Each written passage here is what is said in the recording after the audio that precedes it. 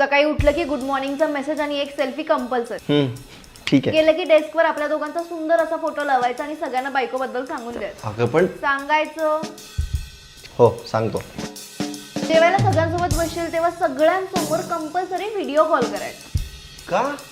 त्याची काय गरज आहे आता? काय करायचं म्हणजे त्यांना कळायला नको तुझं तुझ्या बायकोवर किती प्रेम आहे ते. करेन. ऑफिसला जाताना ऑफिसवरून येताना एकटं यायचं, कोणाला सोडत बसायची गरज नाही. कुठे चाललाय, कोणासोबत चाललाय, घरी परत कधी येणार आहे, हे सगळे अपडेट मला मिळायला पाहिजे. 1 मिनिट स्वाती, हे तू अति करते आता. तुझा माझ्यावर विश्वास नाहीये का? मुद्दा विश्वासाचा नाहीये, अंतराचा.